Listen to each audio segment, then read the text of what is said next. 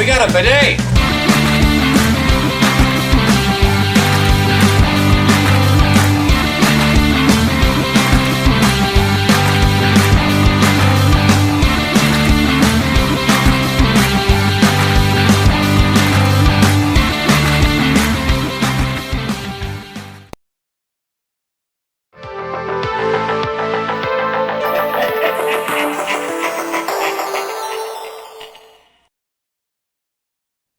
Hey everybody, and welcome back to another video. In today's Shoot the Sheev podcast, we are talking about The Empire Strikes Back.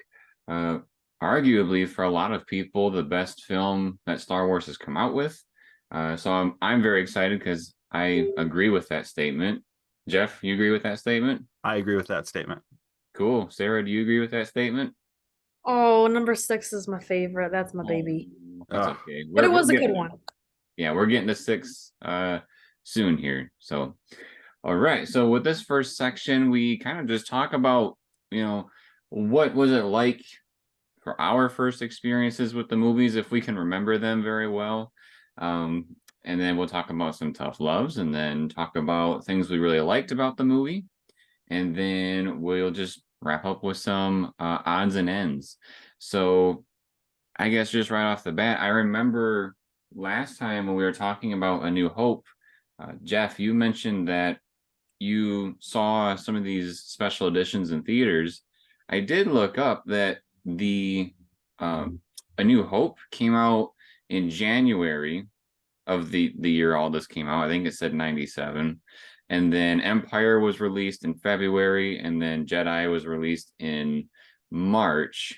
But A New Hope and Empire got an additional week because they were doing so well in the theaters. So do you remember like maybe differences in any of the movies, or did you see all 3 of them? I can't even remember, honestly. I assume that my parents would not have like done them all in one day just for their own sanity, trying to take a kid to that. I assume I saw them one at a time, but I can't remember exactly. But I think it would be pretty cool, maybe as a longtime fan, to be able to go, like you said that Jedi was out by March, like during the summer, I'm sure they had those big marathons of like back to back to back movies. I think that'd be a pretty cool thing, like how people watch all the Lord of the Rings, extended editions for like a week, however long it takes to watch those. Yeah. But I don't recall. I assume one at a time. Yeah, I don't really recall my first time seeing Empire. It definitely wasn't in theaters, because the first one I saw in theaters was The Phantom Menace. All I can really recall is that I had the VHS set of the special editions. I actually still have a picture of the very first time that I got the set at a Christmas party. And sorry if my video looks like a big light shines on me. There's the window right in front of me, and I keep getting like shines of that natural light. Your future's bright. That's all it is. I got the window shining right on me too. Yeah, Sarah, your future's not so bright. Oh, sad face. So yeah, the thing that I can remember the most about Empire in the past is that Empire Strikes Back was the first VHS tape that I ruined of any VHS tape that I've had. As Sarah and I did a rewatch of Empire last night before we recorded this, and I could see just the exact moment I was like, oh, the film is supposed to break right here, because that's what happened with my VHS tape. It was right when Luke hopped down from the carbon freezing chamber and was walking through that tunnel. Or as soon as he gets out of that tunnel, the VHS would cut. Jeremy, I find that impressive, most impressive, that you broke your VHS. Thank you. Thank you very much. Great fun. I thought that was good. Yeah. I tried following it up with some Elvis. Sarah, do you happen to remember anything about Empire? Oh boy. I don't remember necessarily the first time I watched it, but a couple little fun tidbits of, memories I have with this film. I'll go with my most recent one first, which was when we were re-watching this together and we watched the original cut or the original edition. It was kind of like watching it with uh oh my goodness, I'm blanking on the word now. Commentary. Yes, thank you. All I could think of was captions, and then I just ruined my line. She was like, "What do I call Jeremy? What do I call him?" It wasn't like watching with captions. I'm sorry. I ruined my line. It was like watching with commentary, even though we didn't have the commentary turned on in the film, because Jeremy was telling me all these tidbits of here's what they changed with the special edition. They did this little thing. They recolored this. They added this line. That sound's not supposed to be there.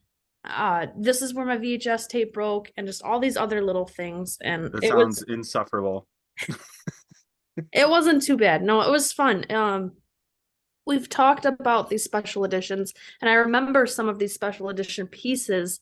So to be able to see what the actual differences are, some of them are very obvious. Like when we see the Emperor, he doesn't look like his normal self. So that's an easy one to spot. But some of them aren't as easy to pick up on. So to be able to have somebody pointing out, like, okay, this is exactly where this special change happened, it's kind of neat. Do I want that every time? No. But this time was cool. It's nice being married to a human encyclopedia of Star Wars knowledge. I am married to a Wikipedia, yep. I thought some of the most interesting ones were like ones that we didn't talk about in the Shoot the Sheev about the edits. There was the scene where after they get Luke from being out in the snow on Hoth, and he's taken out of the Bacta tank. There was a part where like C-3PO is telling Luke like it's nice to see you and you're looking great again. Later in the edits, they added that Luke said thank you 3PO like for the compliment, but in the originals he just doesn't say anything to him. So that was kind of funny. And then there was another one. So when R2 gets eaten up by the monster on Dagobah and then it spits him out. In the original edit, he says to R2, like, thank goodness you don't taste very good. And then in the updated version, he says, you were lucky to get out of there. So it's interesting to see the little things that they change, like when you can't see their mouth because Luke's back was to us. So it's very easy to go in there and change little things like that. Same thing with the 3PO segment because Luke wasn't even on the screen when he said that. So yeah, I guess I didn't notice that too much. I watched the special edition of Empire last night. Kind of strange because last time I watched the original, you guys watched the special edition, and we're flip-flop now. I didn't really notice that actually. So that was actually, I guess, okay to change. I don't know why they would need to change that kind of dialogue, but I suppose they did a good enough job of it that, it wasn't out of place. So that's good. yeah, I was telling Sarah, it's kind of like those, I don't know if you'd say, it's like, you're supposed to hear it and then it doesn't happen. And then it just kind of like jolts your brain a little bit. That's what was happening to me while we were watching it. I was like cranking a Jack in the Box, but it never pops. Yeah. There was even certain segments where the music was different, and I thought that was interesting. There were certain spots. Oh, they also added quite a few grunts as well. Because there's when Luke aims his blaster at Yoda. In the original cut, Yoda just covers his face, and in the updated versions, he like screams because he's afraid of the blaster. So that was cool. But there's also moments where in the special editions, there's music that is added that like really adds to the action.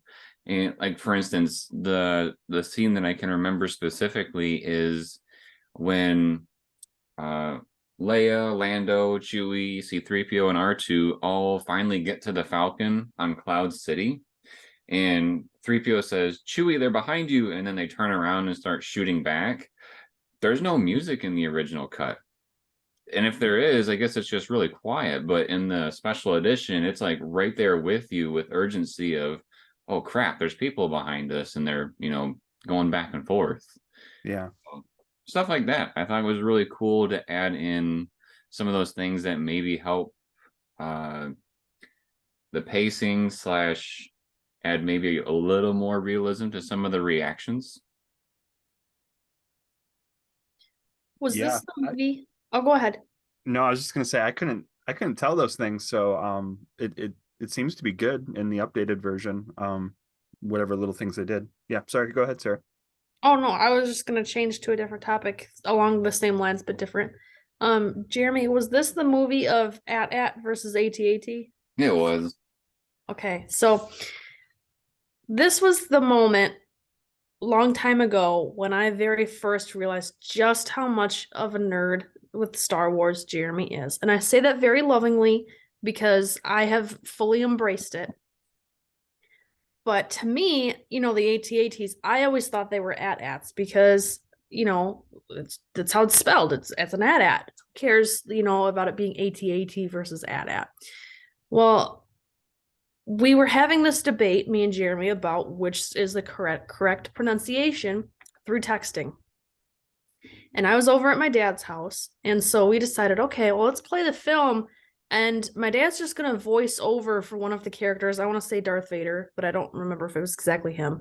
He's just gonna voice over, and he's gonna say AT-AT, and we'll try to trick Jeremy and see if we can catch him into thinking that maybe it's actually an AT-AT after all.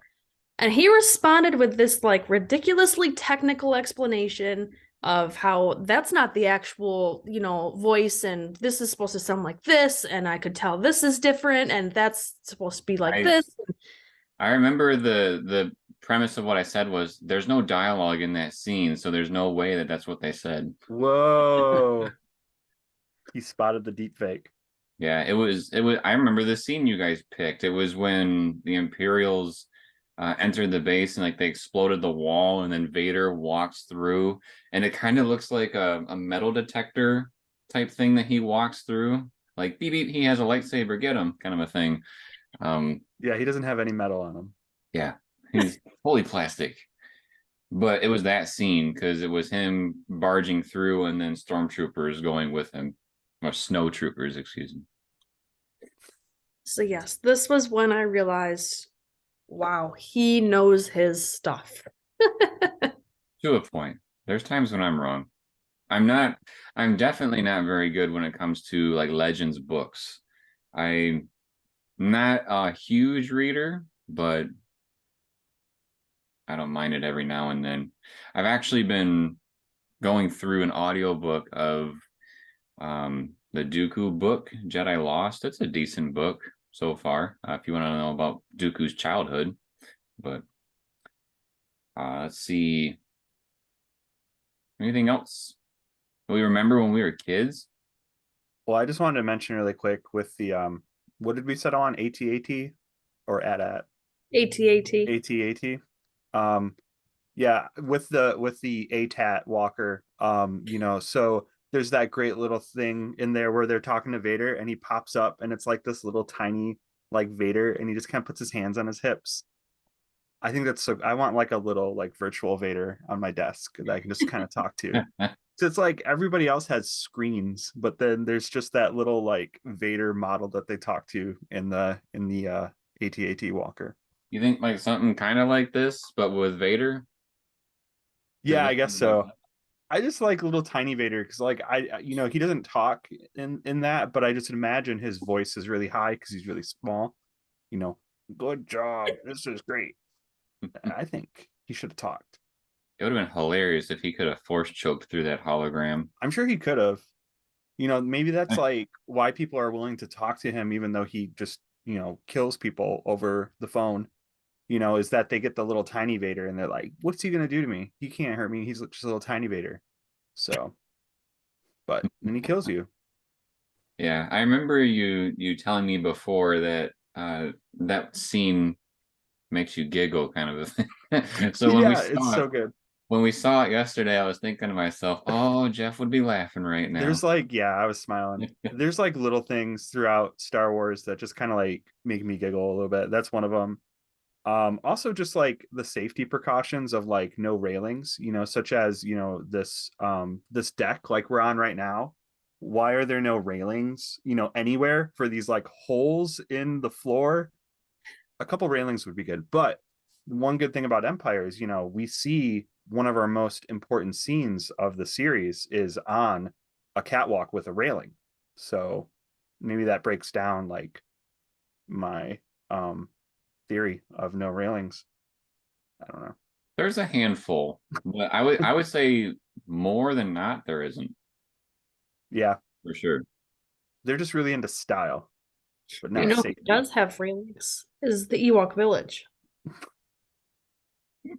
I don't want to talk about Ewoks. We're not there yet. Yeah, we'll get there. Um, yeah, when we come back, we're going to talk about some tough loves. We don't have very many, so we'll see how long that goes, but stick around. Have you seen The Mandalorian? Do you wonder what Operation Cinder was that they mentioned in this show? Well, we got you covered because we have an entire playlist dedicated to the Star Wars Battlefront 2 campaign, which highlights Operation Cinder. So if you check out our playlist, you'll be able to see what actually happened with Operation Cinder and know what they're talking about with the show. Now back to ours. Welcome back, everybody. We are here to talk about our tough loves for The Empire Strikes Back. I know, I think Jeff had a couple of them. I know I have one in particular that really bugs me a lot. But we'll start with one of Jeff's. Which one do you want to start with? Oh, okay. So I guess we'll kind of start with the heavy one. And this is kind of like what I was talking to you guys on break about. One thing I noticed when watching the original trilogy is there isn't quite a lot of diversity in the cast. We were just saying, I had thought that Leia was the only woman in this entire movie. But Jeremy, who are the other women? Go for it. Well, just off the top of my head, technically there's two. There's technical things is there was a woman that actually played the Emperor for this film in the original cut. Of course, that was replaced later on. It was a woman face, and then somebody else voiced over it, a guy. But the one that I think would actually count as like a character is the woman that's in charge of the big turret that they have on Hoth that they use to take down the first Star Destroyer. The person that gives the commands to fire that thing is a woman. So really those are the only other two. It's kind of like one and a half in a way that I can think of for at least Empire. So what's the woman's name, the character's name that does the turret? I have no idea. Yeah, so I mean, I'm not trying to like call you out, but what I'm trying to make the point of is that she's not really a female character. So Leia, I think, is a very strong character, and although there is some of those tropes of misogyny and kind of some sexism with Han's interactions with her and stuff, that don't look as good in the present day lens. I do wish that there was just a little bit more assortment. But at the same time, though, what's in the back of my mind is that in Empire, they don't go to quite as many super populated places, other than maybe like Cloud City. We don't see a lot of Cloud City, though. But, versus places like, Tatooine, where we see a lot of different people who live there. In Empire, we're on Hoth, which is just a bunch of rebels. So I guess, you could probably have some other characters that you meet along the way at the rebel base.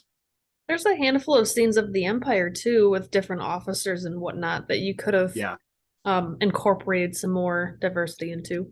Yeah, exactly. And I think, part of with the Empire being just like very white male people is, I think in some way the Empire kind of reflects some kind of like World War II Germany type people. Yes.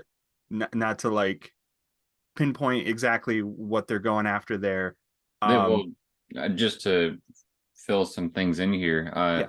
they literally were inspired by Nazi Germany. That's why they're called stormtroopers, and because that's what Nazi soldiers were called. And also, Vader's helmet reflects a Nazi helmet, the way that it's curved out in the back and stuff. So they definitely had inspiration from. Even their flag is the same colors, like the red, white, and black one. There's multiple versions of the imperial flag, but the one that I believe they have on Coruscant, which like has the entrance to the temple where the emperor stays, uh, they use those flags. Yeah. So yeah, sorry, I didn't know if you wanted me to use the word Nazi on your podcast, so I was trying Oh, to you're avoid good. it. Okay. It's history. So yeah, that's just kind of the flavor I get of why they cast, a lot of white males, in the evil empire and stuff. But we also get Lando, Billy D. Williams, um, as a different kind of diversity cast member. And I also think that he's a little underutilized in what he does. I think Lando is still a good character and everything in the way that he's just trying to do what's best for. He basically doesn't have a choice, right? I think he says that. But in the back of my mind, I keep thinking like, I think Lando's the only black character in this movie, and maybe I'm trying to think in the original trilogy, there might not be another one. Um, so yeah, I think it's a. I Sorry, what was was gonna that? say not that we can see, because of Okay. course there's James Earl Jones, the Oh big yeah, one, true. but Yeah, it's not visual. And a yeah, billion stormtroopers that you can't see. yeah. So um, yeah, I don't want to get too heavy with it, but I think these movies are just a product of their times, and that wasn't something at the forefront of people's minds. So that's just kind of like something I wanted to point out as to kind of give tough love towards, was that it wasn't a movie that was very progressive in breaking away from those trends. And now Disney does it all. So we get a lot of that. Um, yeah, one of mine has to do with one of the edits, and my probably my biggest issue with The Empire Strikes Back is the scene where Vader is told that the Emperor has a message for him and he wants to see him, and so he goes into these little quarters. Vader bows to the Emperor, and we were just talking about a second ago that there's an original cut and there's an updated cut, and the thing that I really don't like is that in the original cut, the Emperor is talking to Vader and he's mentioning Luke Skywalker, and as an audience, we don't know the connection between Luke Skywalker and Anakin Skywalker in terms of father-son relationship. In A New Hope, yes, Ben Kenobi was referencing his father a lot, but he wasn't making a connection that was Vader. But when we get into the updated version, the Emperor literally says like the offspring of Anakin Skywalker, and it's kind of a almost ruining the moment where Vader says that he's Luke's father and later on in the film. So I don't really like that edit. I feel like it takes away from one of cinema's biggest moments, and I don't know, it kind of makes me cringe. Wait, They why does it ruin it? So he because went from saying Luke Skywalker is located wherever to now which if you know that that's Darth Vader's son, then you know. But if you're just watching this movie for the first time, you don't know that Darth Vader is Anakin Skywalker. Right. Like let's say you're a kid watching this nowadays, or back when the films came out. Whereas now he says it's the offspring of Darth Vader. Doesn't he? offspring of Anakin Skywalker, So, but but if we don't know that Anakin is Vader, then how is that ruining it? I feel like with their interaction, that there's this, how do I say that? Like there's like an implied, like they know more than they actually know, kind of a thing. Like back then, it kind of seemed like there was nothing going on, whereas this seems like there's more to it than just, oh, it's a rebel. okay, If that makes sense. okay. I'm gonna try to I look guess up I'd the have to movie. rewatch it. That didn't come out to me as like a spoiler or anything like that. So I guess I'd have to rewatch to see. I Um, liked it with the Luke Skywalker. I don't know why it needed to be changed. It was a super easy change too, because again, Vader doesn't have lips that move. He just kind of nods every now and then. Um, but yeah, I'm gonna try to see if I can find the conversation. But I think Jeff, I think you had another one. Sarah, did you have a? Sarah, go for it. Yeah, so I was just gonna bring up the another edit actually. When Luke gets his hand chopped off and then he kind of falls over off the platform on purpose to kind of get away from Vader. So we talked about before in our special edition podcast edit our podcast about special editions, talking about how in the original he doesn't scream when he falls off the platform, then they changed it so he does scream, and I believe you said now they've changed it back on the Disney Plus version so he doesn't scream anymore. Yeah, I And was surprised to see it when I sorry to interrupt you. When I watched it on Disney Plus, they didn't have the scream, and I was expecting the scream, and I was ready to mute, and it didn't show up. So I was very pleasantly surprised. Sorry, go one of ahead. those it's one of those things of, when we're talking about it without actually seeing it, like, you know, okay, it makes sense when you're falling off a platform, you'd scream. Why would you not scream? Okay. But when you're actually watching it, it almost kind of felt more natural for him to not scream because he's not falling because he slipped. He's falling on purpose to get away because he somehow knows with like his Jedi mind powers, I guess, where he's going to land, or that this is a better option than staying up on the platform, or whatever his reasoning is. He's doing this on purpose. And even though it's a ridiculously long fall, I don't know how he sticks the landing and magically just goes down like a slide without just splatting on the pavement. Yeah, yeah, we were talking about this kind of like before recording. Just I don't understand the physics of like what's happening. It's almost like he kind of blows off towards the side or something, and he hits like a side vent. He goes down the slide, and then there's just randomly like a door that opens. So is that like a trash chute? And if it is, then they're just dumping their trash down on like the land below them. I don't know. I don't really get it. Like I get why it's there for the story, but who knows where he actually goes. I'm sure It, Jeremy knows. I'm sure there's a whole backstory to the slide that he goes down. I don't know what's down on Bespin, but um, I was a fan of the scream just because that's what I grew up with. So again, it's kind of one of those things where I'm expecting to hear it and then I don't. So I don't know. It can go either way, honestly, but just because it's what I'm used to, I kind of like it. Yeah, I think like I could see either side of it, but I think I lean definitely towards team no scream because I think it is kind of like a stoic moment for Luke as a character. He basically has nothing else he can do. And then he decides that this is just the only route to go, and so he decides to just let go and accept his fate almost. Well, at least one of his fates. He doesn't join, so the only other option is basically death. He doesn't know that he's going to survive this fall. Um, so I almost kind of wonder if he does, like with his Jedi training. yeah, who knows? I'm sorry, who did you say? We're talking about Luke falling, and did he know if he was going to die or We're not? talking about Luke Oh, Skywalker. Do you know these movies, Jeremy? I do. I was looking at the other thing and I didn't catch who you were say was. I thought you at first I thought you were talking about comparing it to Mace Windu when he fell because we were saying like how did they survive kind of a thing.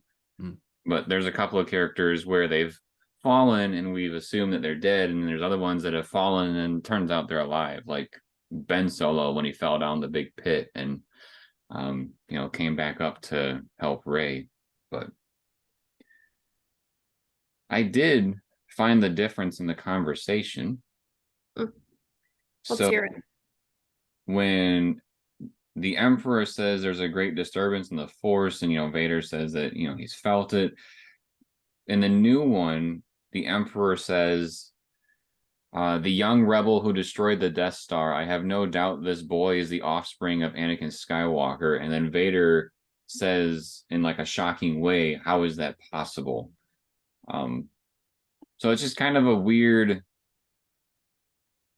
it seems like Vader knows more than he actually does. And again, it's a if you've seen it before versus if you haven't seen it before type thing, because of course in the comics they do show that Vader actually met Luke before episode 5, and he had some suspicions, and he actually learns that Padme had offspring. So if you dive into the lore a bit more, you can understand that. But maybe that's my disconnect as knowing too much, is that this feels weird because of that stuff, and I don't have that experience of remembering what it was seeing this interaction for the first time. And maybe it would just not affect anybody if they're just watching it the first time. It just feels I get my kind of feeling on it listening to you talk about it is I think it probably feels weird because it was shoehorned in, basically. Like not to really be the contrarian always with you guys, but like I think it just doesn't fit their original intention, and they're trying to rework it so that it fits in with that full 9-episode saga or whatever you want to call it. So they want to make reference to it, but the thing is, I think it's like literally in the opening crawl, they talk about how Vader is pursuing Luke Skywalker like obsessively.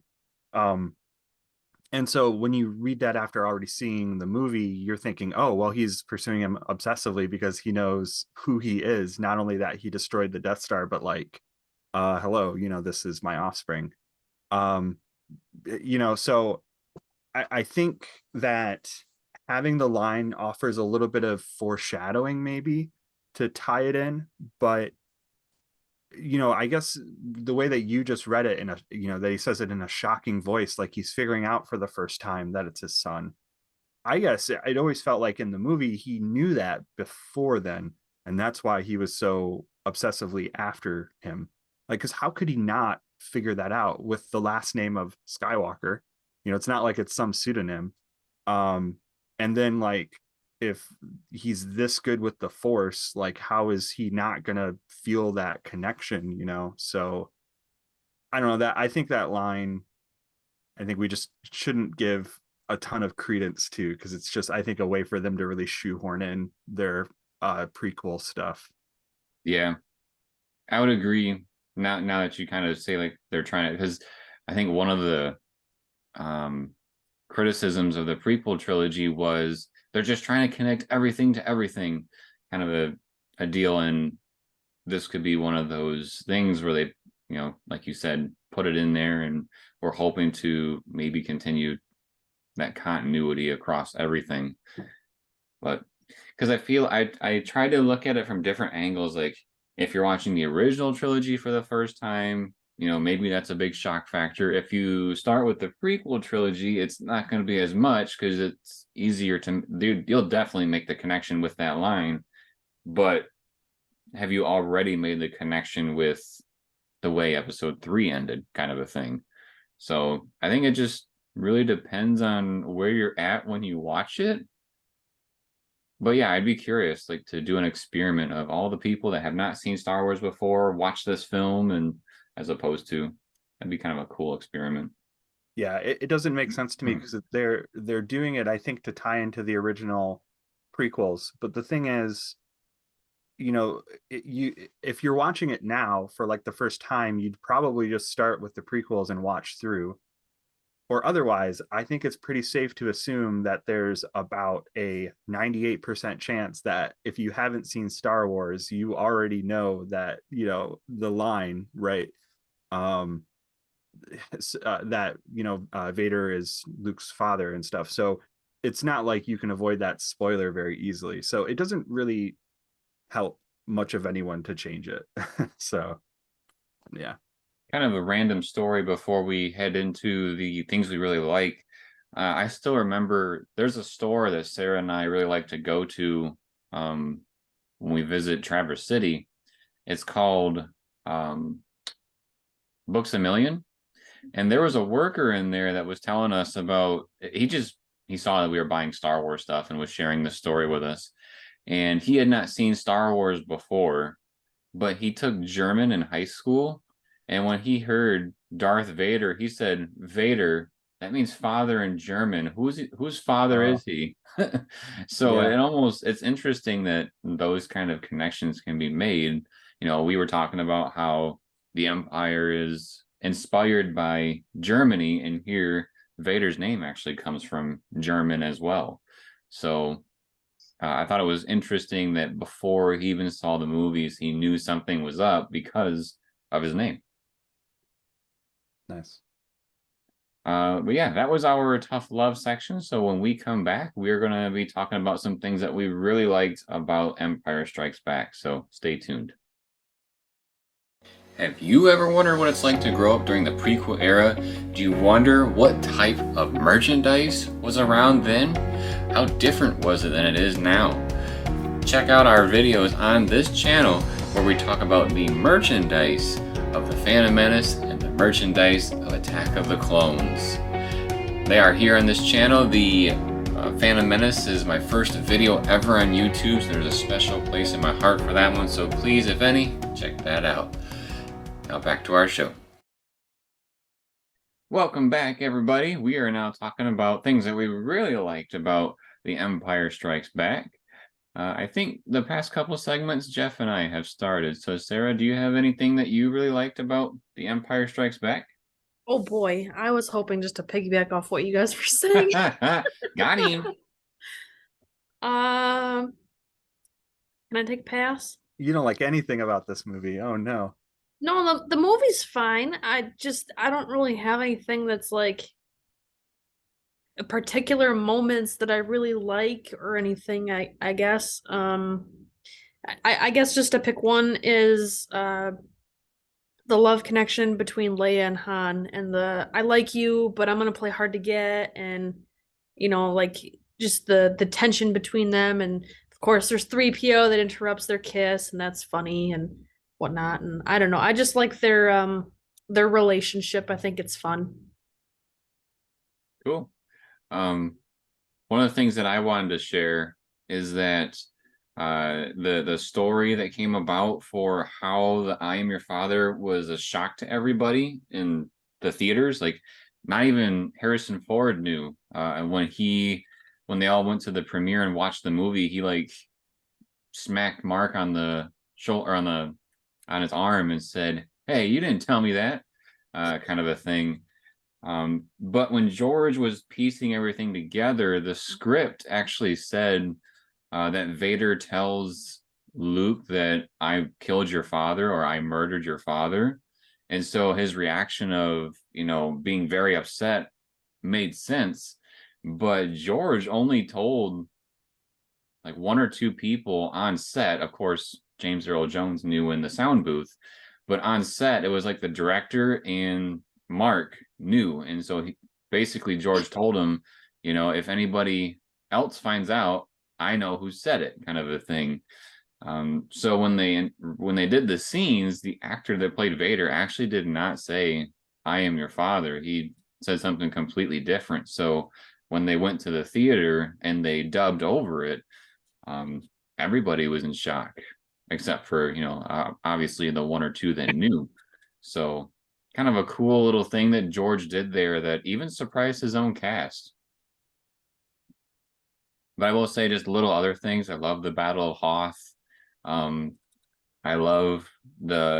felt this was a way more exciting lightsaber duel than the original, which of course with technology, they were miles ahead with this one than they were with the original, because they actually had to create it with the original. So I get that. And I also just love that this movie, in my opinion, doesn't seem to have a dull moment. It's always go, go, go. And there's really no time to be like, wow, this is boring. I am not into this kind of a thing. So I guess that's why it's my favorite film. It is Yeah, pretty action packed. that's actually, I'm surprised you guys. So do you think that this one's more action packed than the original A New Hope? I do. Really? That's interesting. I don't think that. I think A New Hope goes by faster. And I think it's just with the intercutting of the scenes, it feels like we're, just going back and forth really quickly, and just it's really going somewhere, and there's not really a breath to take. Um, I so watching Empire last night, I actually felt like in this one, we're still going back and forth between a couple different storylines, but we get more time to, I guess, kind of settle in with characters. And maybe that's why it feels a little bit slower, in the sense that like we get some depth with interactions between Han and Leia. Chewie comes out a little bit more in his personality. We see Luke and Yoda really kind of go more, deeply into things. We see Vader kind of, uh, be his evil self, killing people over the phone. So I guess that's why I feel like it's a little bit slower, just because we get more character moments along with the action, I guess. So, yeah. I can understand that. I think maybe because I enjoy seeing all of those, that's why it doesn't feel like it slows down. It's like, oh, this is the part where like Vader, grows in this way, or this is how Han and Leia grow in that way. And it's just like always wanting to see it because it works so well, kind of a thing. Mm-hmm. Yeah. So, Jet, did you have some stuff you really liked? You know, I don't really like this movie. Let me tell you, it's the worst thing I've ever seen. No, I mean, everybody loves Empire for a good reason. I shouldn't say everybody, but it's nearly unanimously everybody's favorite Star Wars film. And I just kind of wanted to elaborate on, maybe why that is.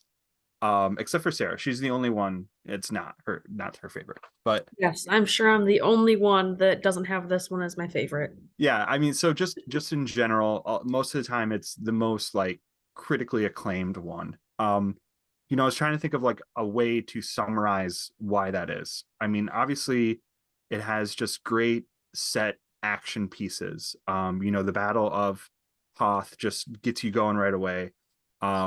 Just the I just can't imagine like how terrifying it would be to have those AT-AT walkers, coming across, and like the vibrations that you feel in the little rebel tunnels and stuff. It's got to be like the first time people saw tanks in World War I, whenever they were first used. It's really great. Then you go to places like Dagobah, and you meet Yoda, and Dagobah is just completely different from what we've seen in the Star Wars universe. Yoda is at the same time hilarious, and also just kind of, he runs the full gamut of emotions of just being this really weird, kooky, like fuzzy hot dog eater guy, to like just being this um Jedi master, basically like a very stoic monk, doing his thing. And he knows that there are very, very evil, bad things. It comes across very well. I love that shot of when Luke leaves to go to Cloud City, and Ben and or Obi-Wan and Yoda are talking to him. It's the ghost of Obi-Wan. And then Luke leaves, and then there's that shot where it's just Yoda all in light, and then it goes to red, I think, for the red of the back of the X-wing, and it's just great.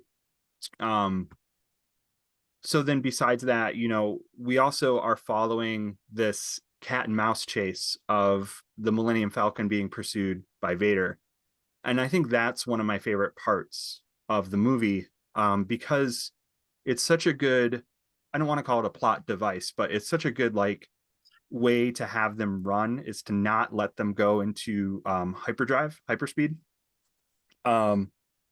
because what I think of is like in, Star Trek.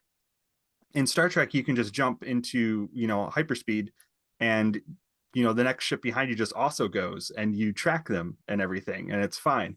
Here they can't just run away like they did in the first movie. And so they have to really kind of think of very creative and ingenious ways to, solve the problem.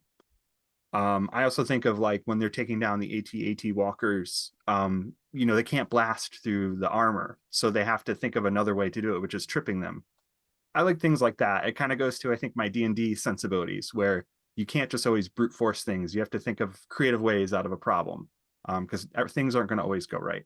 And let's not forget how Luke did it. Toe How'd Luke cabled do it? up and then Yeah, cut it open and threw a grenade. yeah.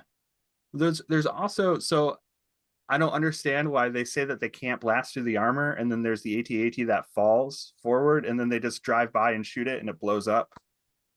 The neck. But yeah, they should be able to shoot Oh. the neck when they're operational too. Yeah, whatever. I get it's just a movie, whatever. So I'll let that pass. But I think it's just, so the kind of, I think, locations and the plot that we go through is very, very strong.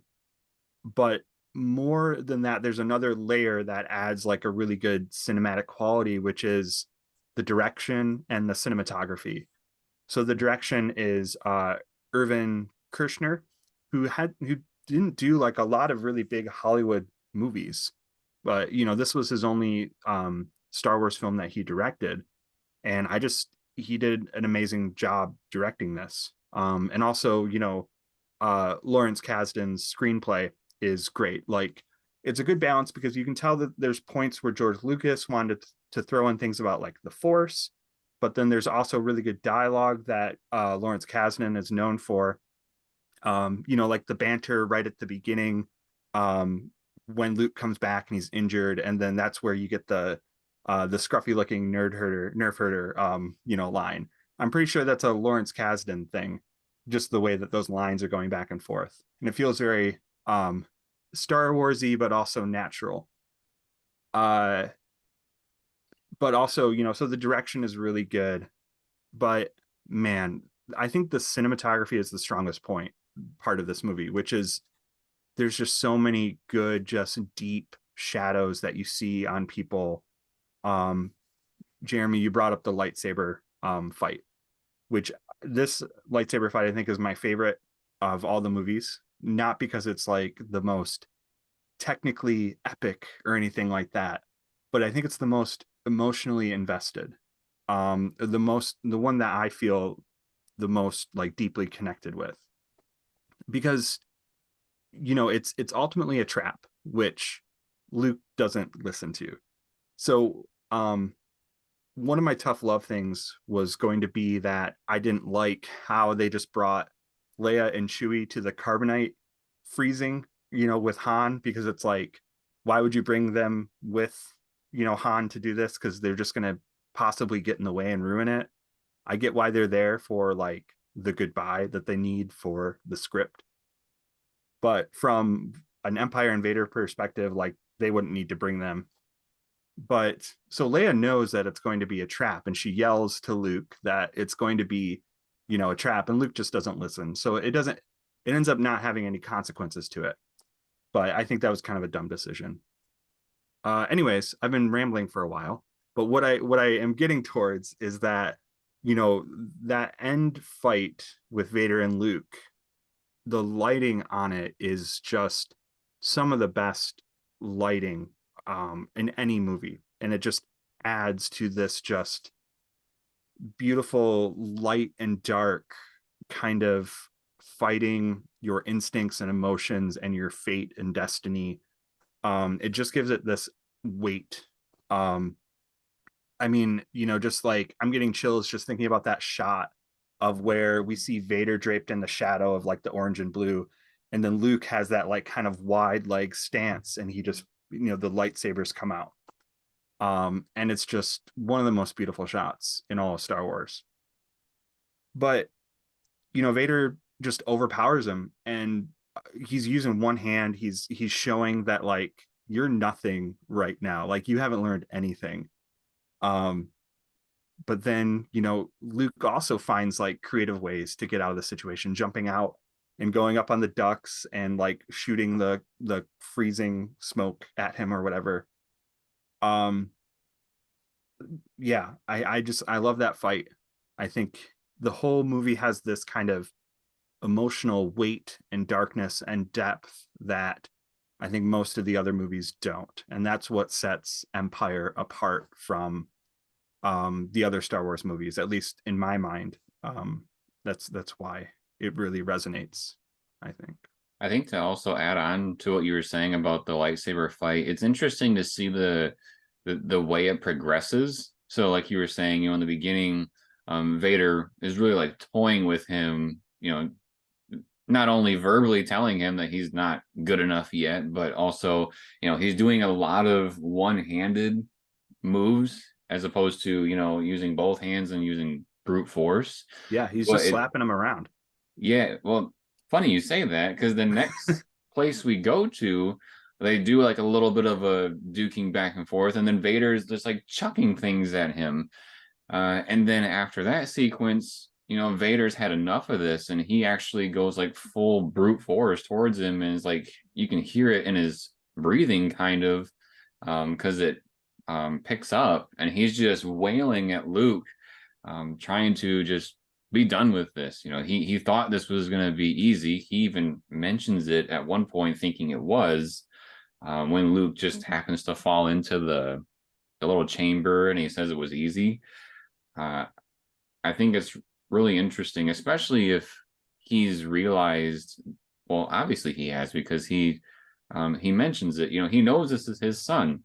So, you know, it's kind of like when a dad and kids growing up, and like they're playing basketball or something, and the kid's trying to shoot it, the dad is just like, Exactly no, the same thing. and blocking everything and giving him a hard time. It's kind Yeah. of like that mixed with Murder. yeah, murder, I guess. But yeah. Yeah, no, I get what you're saying. Yeah, for sure. Yeah, because it's Luke gets a hit on him, like on his shoulder, Yeah. right? And that's when he just takes a swing. He's like, just get off with that hand, you know. Yeah, it's great. It's well executed. It looks really good. It has good pacing. I mean, it's obviously better than the Obi-Wan and Vader fight. Yeah, I understand that the Vader and Obi-Wan fight is that way because it is like an emotional fight. It's not supposed to be about just brute force. But also Alec Guinness was really old, and he probably wasn't able to do many stunts. So yeah. But yeah, that fight I think is my favorite one. I would say it's definitely up there. I think growing up with the prequels, I have like when I hear what's the best lightsaber fight, my brain will jump to Anakin and Obi-Wan. But I will say, I don't know if I want to call it on an adult thinking level, maybe it's really weird to put it, but I would put this one up there on that pedestal as well, for all the reasons that you were discussing. It's even probably fairly close with Return of the Jedi, because we get that same dynamic, like what they're fighting for. And then, of course, we all know what ends up happening in the end. But yeah, that was our things that we really like segment. And then we're going to talk about some loose ends here in the final segment and wrap it up. So stay tuned. Have you ever wondered what Amazon coffins are and what they're full of? Well, we got you covered here on the channel. Check out our playlist of our Amazon coffin unboxings, where Sarah and I open up boxes that have Amazon returns, and we share with all of you what we get in each of those boxes.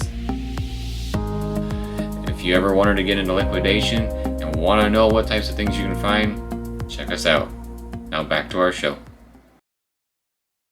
Welcome back, everybody. We are here with our final segment for Shoot the Sheev, where we just kind of have our odds and ends, or maybe things that we forgot to discuss throughout the other segments. I guess the one thing that I wanted to put in here at the very end was, when I was growing up, not only did the special edition of the films come out, but at the time, the current Nintendo system was called the Super Nintendo, and they had these Super Star Wars, Super Empire Strikes Back, and Super Return of the Jedi that all came out. And Super Empire Strikes Back is actually known as one of the hardest or Super Nintendo games to be released. So if you completed it, kudos to you. I think I made it halfway through, but that's about as far as I got. I tried putting in because it wasn't a save system. It was if you die, you had to write down the code to get back to where you were. And I tried just a random code I found on the internet that would get me to the final level, and I just got my butt handed to me. So yeah, very cool games. I would check it out, especially if you want a challenge. What makes it so difficult? Lots of platforming, some cheap deaths, stuff like that. And you really can't see a whole lot. It's one of those games where sometimes when like if you were to jump over a gap, sometimes you could go down that gap and that's where you're supposed to go. And other times if you jump down that gap, it's falling to your death. So Right. it's a lot of you have to practice and know the levels to progress. But what's interesting about those games is that they kind of have some weird monsters in them as well. So I remember I don't think he's a Wampa, but I don't really know, I guess. But in the snow caves, there's like this massive head with two arms that are trying to like kill you and stuff. I think there's a huge probe droid that you fight. Obviously, you fight Vader at the end. Yeah, it's a really cool game. I recommend it. Obviously, you can get it pretty cheap nowadays or just run it on an emulator. But yeah, cool stuff. I have not tried it, but with my luck in platforming, which is not very good at platforming, I have a feeling I would make it very far at all in that game. The music is booming, I can tell you that. They're really good. I felt really old when you explained that like the platformer of the time was called the Super Nintendo. And I just went, oh, well, that was like the last game system I pretty much owned. And we'll just forget about that. You play more computer games nowadays, right? I play some computer games. I do have a Switch, obviously, but I don't really play video games. So I know they are, well, they have been re-releasing a lot of old Star Wars games on the Switch. So those are a lot of fun to get back into. I really want them to bring those Super Nintendo games as a collection to the Switch. They did take the original one, so Super Star Wars, I think they called it, instead of Super A New Hope. And that one is actually on PS4, but none of the other ones. It's cool because they actually added a save feature, so you can that one you didn't have passcodes. For Super Star Wars you had to play through all at once or you start over. That's like an all-day thing. Yeah. I feel like they didn't get very creative with those names. Just add Super in front of it. It's fine. Let's move on. Yeah. I think they did that for a lot of Super Nintendo games. Yeah, I guess so. Like Super Mario, or was it Super Mario for N64, or was it just Mario 64? I don't know. We're off topic. Well, Jeff, speaking of Star Wars games, I did play a Star Wars game on computer, and I don't remember what it is. Maybe if I describe it, you'll be able to tell me what it was. But it was probably like late 90s. There was a game where literally you're taking down an AT-AT walker, and you have to like shoot the little cable and hit the thing, and then you have to do like so many passes, within a certain amount of time so that you can trip it. And like I was really little, and like I didn't know how to look up how to do things, on like the internet yet. And so I would just get so frustrated because I couldn't get it to work, and I didn't know what I was like actually supposed to do. I just wanted to fly my little snow speeder around and stuff, and it was very frustrating. Did you say I don't know that what the game was was. that was on a computer? It was a computer game. It makes me wonder if it was either Rogue Squadron or Shadows of the Empire. I don't know. I don't remember. Did you do it right away? I have no idea. I don't Oh. remember. I have like, memories of being really frustrated trying to do that because I was little and I didn't know what I was doing and I was dumb. Well, I played through that scene not that long ago on the Switch through Lego Star Wars. And you have Okay. to, Yeah. I know I that's bet. not going to be the same game as what you played, but even as an adult, that scene is still kind of difficult to be able to aim and, to get the passing around the AT-AT exactly right. So you don't fly too far away, but you don't fly too Yeah. close to it and stuff. Yeah. Um, yeah, I don't remember what the game was, but I imagine like in a lot of Star Wars games that would make like for good gameplay situations. So I bet it's probably in a couple, I assume. One of the creative ones that I remember, we haven't shown this on the channel yet, but we will at some point, is for Disney Infinity. It used to be, like these little toy figures and stuff, and there's a real emphasis that the characters that you're using in the game are toys because it was a Toys to Life game. And when they did the original trilogy, the way that you could take out the AT-ATs, kind of like Luke did with the grappling, is that you'd have to rip the batteries out of the AT-ATs and then they would fall. Nice. Nice. That's cool. Yeah, kind of that little nod to the fact that they're toys as opposed to big tanks. Yeah. And you take your BB gun and you shoot it. Yeah, and don't shoot your eye out. Yeah. Jeff, I know you had some.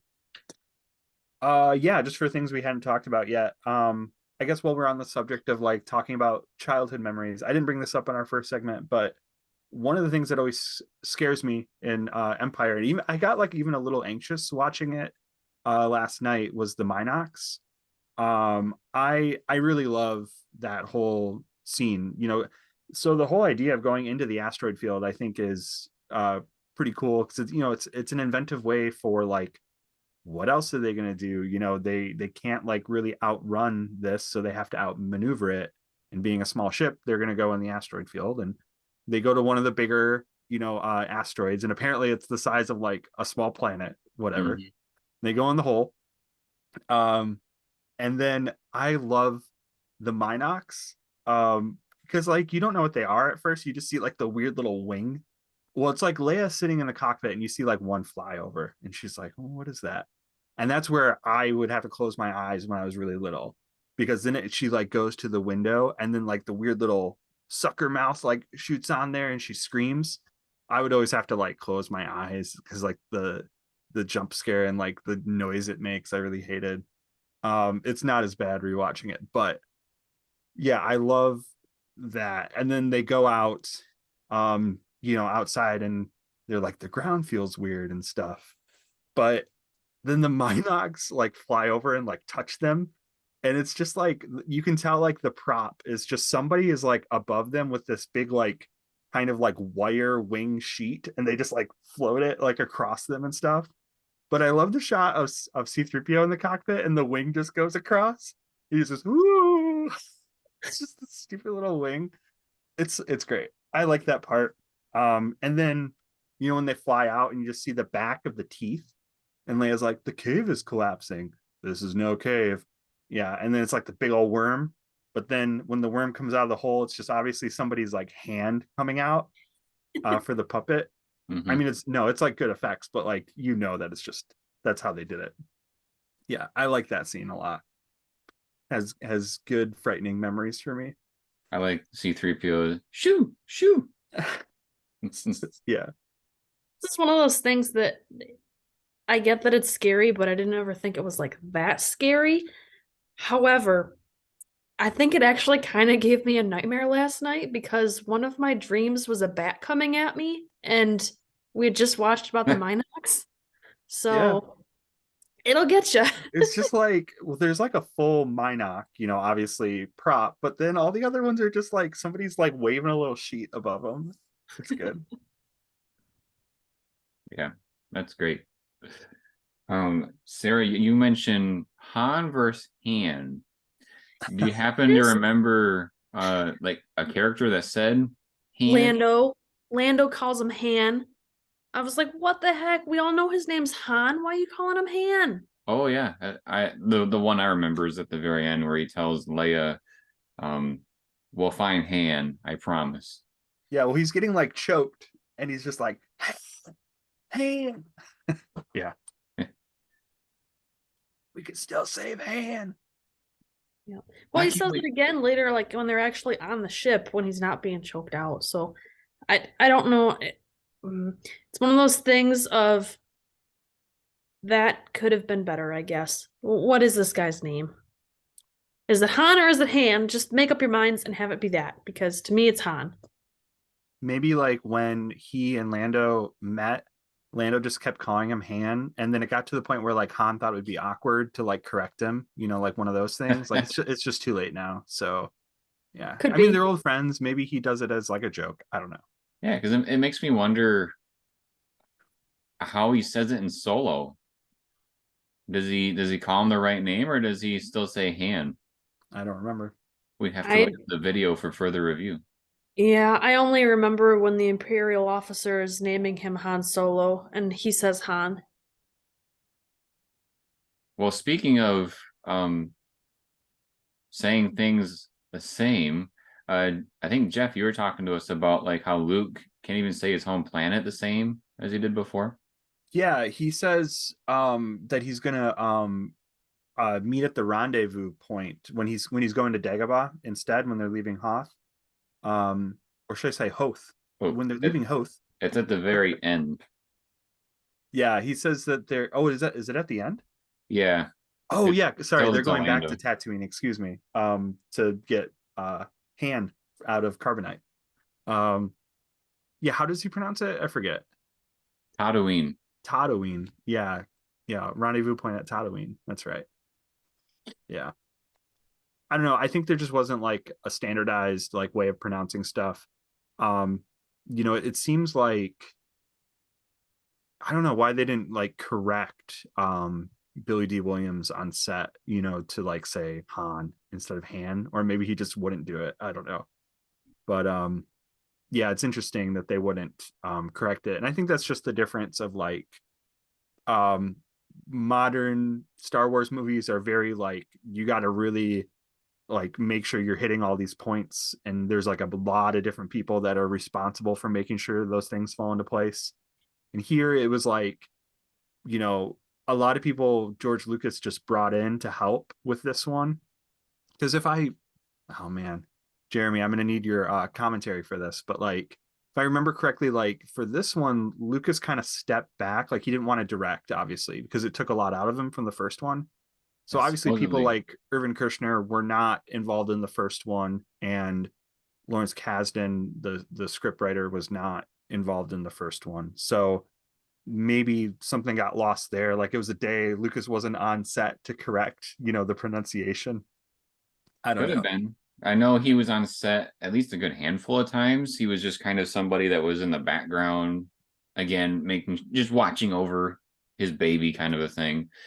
Um, but yeah, the first one, I want to say he even went to like the hospital because things were, you know, on him so much stress. So yeah, he stepped away, and then both Empire and Return of the Jedi were directed by other people.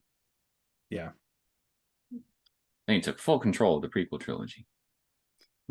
Yeah, so I think there just weren't those like fact checkers, like on set ready to make sure everything's just right, which it's not a big deal. The No, hand thing is kind of like weird because it happens a lot. It does. um Which yeah, for people who don't know him, I would understand. But then for Lando, who they've known for forever, you'd expect it to be different. yeah.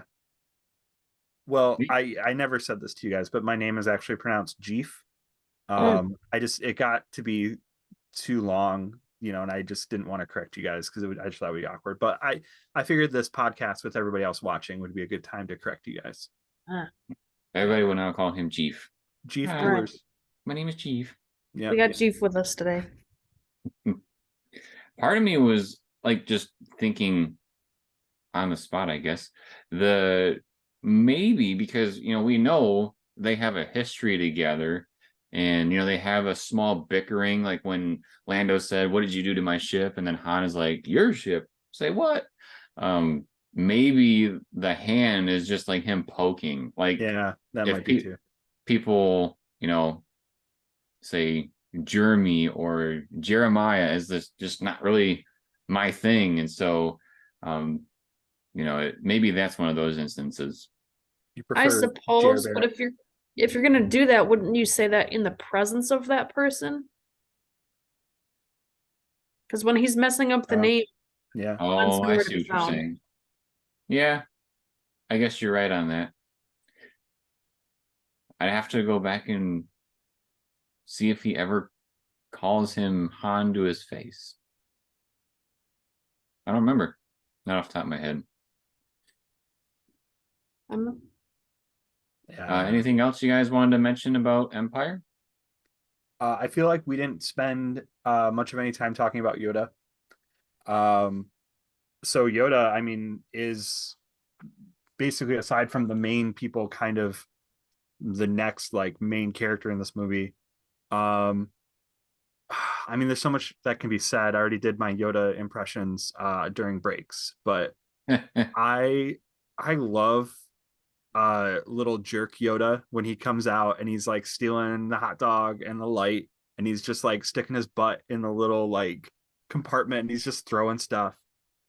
It's so good. And I think, it's just kind of like Jeremy and I were discussing this, like why what happened to him on Dagobah that would cause him to be like that. And I think it's just like, the first test for Luke of like, how is Luke going to handle this and respond to this weirdo in the swamp. Um, I but think it's fun. He's very kooky.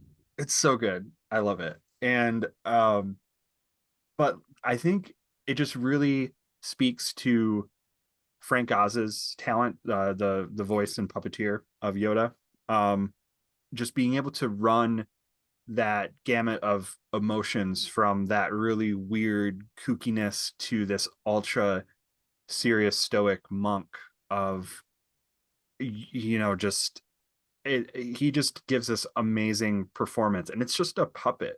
you know um but I think when people think Star Wars, a lot of people think Yoda, and they do their Yoda impressions, and there's very quotable lines from Yoda. um yeah, I mean, I don't know what more I can say about it, but um A lot of people are Yoda's also just great. saying nowadays, what happened to Yoda's speech? Because there is another um, being of his species that is on the council in the prequel. Oh yeah, And that Yaddle. character, yeah, Yaddle, gets some attention in one of the latest shows. Like we find out what actually happened to Yaddle, and Yaddle speaks perfectly fine. She doesn't speak in like reverse like Yoda does. So people wonder what happened to Yoda. Why is he talking this way? He just does it to be annoying. Yeah, How old is Yaddle? I don't know. Because I mean, like, Yoda's like 800. Yeah, With super old. 800 years, you reach look as good. You do not. I love it. He does look great for his age. Yeah, he's a good looking guy. Yeah, No, yeah, I mean, the whole, the stuff on Dagobah and the training can get like a little tiresome. I think they did a good job of like cutting back and forth, but there's just some really, like, Mark Hamill's kind of ripped in this movie. Like he's got some muscles, Um, but I love the little Yoda backpack, and he's like balancing rocks, like he does like the one where he's on his like one handed and he's got his leg up and Yoda's up there too. Um, it makes it more entertaining than just like running around. Um, and then there's the cave scene, obviously. I always, rewatching that, I thought that was kind of weird because they obviously are running and then they come across this area. And I think it's like Luke says he feels weird, right? I don't know. Correct me if I'm misremembering this. he feels But then, cold. what's that? He feels cold. Oh, he feels cold. Okay. Well, he's not wearing any sleeves. So maybe that's why he's cold. Um, But then he's like, oh, I'm just gonna go into this like weird little tree root cave with all these snakes and stuff. Yeah, I think Dagobah has like a snake problem. I feel like the set designer for Dagobah was always just like, oh, we need something in the foreground here. Let's put a snake there. Like, just count how many snakes are in those scenes. You know, Yeah, it could I be a good couldn't do drinking it. game. What's And that? Jeremy was I telling couldn't. me, go ahead. I say I like it. I have major kudos to Mark Hamill for being able to be on set with all of them. I couldn't do it. Yeah, there's one, I think it's in like Yoda's house where there's just like a snake there and he just like pushes it away to Yeah, get like his food or something. Where do you get all these snakes around? Like put up like some screens in your windows. Get these snakes out. I think Jeremy was telling me previously, like when we were watching the film, when Luke grabs the snake out of his ship to like get it out, that snake actually bit him on set. And it's one of those scenes of like Jeremy warned me ahead of time, so I knew to look for it. Not that you can see him get bit, but just, I was watching for how that scene played out. And it doesn't even look like a real snake. Like you easily could have used a fake snake and not gotten bit. that snake looked like it had some attitude, though. I felt like it was looking at Mark like, "Do it again, see what happens." Yeah, it was when he was like checking all of the like, when a kid gets a car for the first time and they're checking all their different things for like tire pressure, gas, mirrors, 10 and 2 kind of a thing. When he's checking over the X-Wing, he pulls one out of like the engine compartment. Yeah, that thing was like in nasty swamp water. Then he just flies it like for however many hours. He's stuck in like that nasty swamp water compartment. Yeah. I don't know. Maybe he can use the force to like block off his nostrils. Maybe. One thing I wish we would have seen a bit more, and when we did the Star Wars campaign for our RPG, the monster in the Dagobah swamps. I think it would have been cool to see more than just the fin, but I guess that adds some mystery to it, mystery to the planet. Yeah, I think that's one of the strengths in some of these movies is we don't really do see necessarily everything in the world. There's a lot of like implied stuff. Like, why is there a monster in the trash compactor? We Yeah. don't. I don't need the full story to that monster that's living in there. Um, so yeah, Dagobah's cool. It's like it's just kind of a different place, unlike the other places we have been in the Star Wars universe thus far. Well, there has been a lot of talk about like why didn't the sequel trilogy hit as well as George Lucas's films, and one of the things I believe that George went on to say, but I guess I don't have the exact quote, is that one of the reasons why it's believed that the sequel trilogy really didn't um, feel like it added a lot to Star Wars was because one of the things that George liked to do was when he had these the movies, he wanted to explore things that were completely new, and the sequel trilogy basically rehashed the planets that George Lucas used. So, like, if you think about movie to movie, there's all these different types of planets that George brought into his 6 films, whereas sequel trilogy really didn't do anything to add on to that. Yeah. I think, I mean, not that we need to talk about the newer movies, but one thing that I do kind of respect about the Ryan Johnson stuff is it seems like he did try to do something different, with a lot of things he was doing. Like, I don't really like the gambling stuff, like the gambling planet that they go to, but at least he's just trying to like kind of put in a different environment because I don't think we get really a place that feels quite like that in other movies. Like it doesn't work, at least in my mind, but at least he's trying to do things differently. Yeah. All right. Anything else for Empire? One thing that I noticed on my rewatch is that Lando steals Han's clothes, which I hadn't like thought of before. Because it just like, so first of all, Lando like betrayed them completely. Obviously he didn't really have much choice to do that, but it's like they'd be pretty mad at him.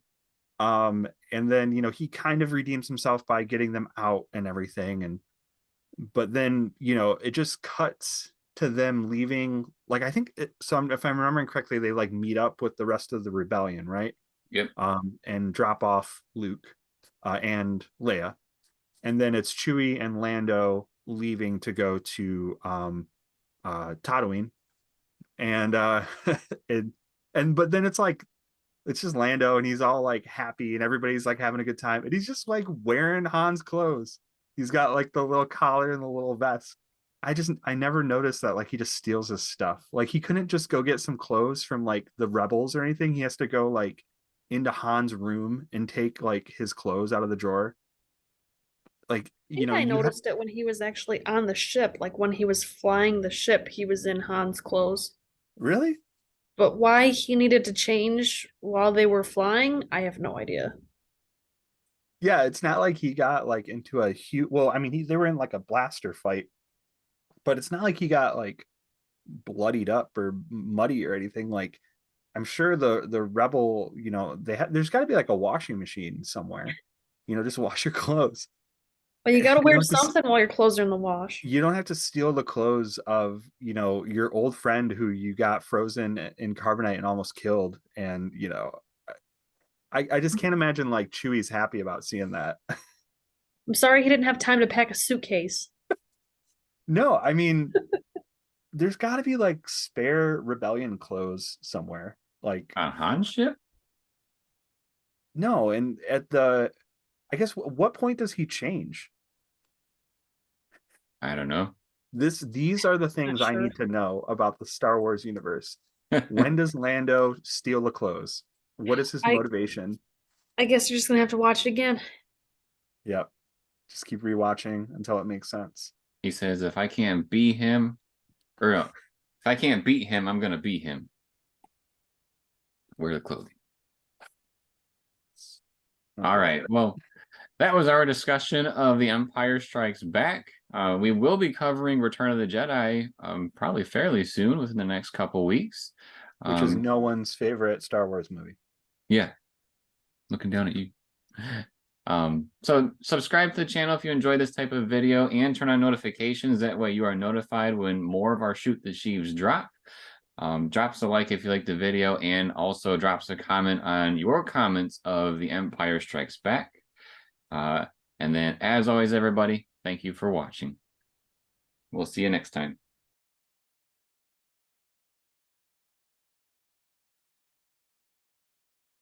I'll never join you. And his like hair is blowing. And bring order to the galaxy. I'll never join you! And it's God, it looks like he's just smushed.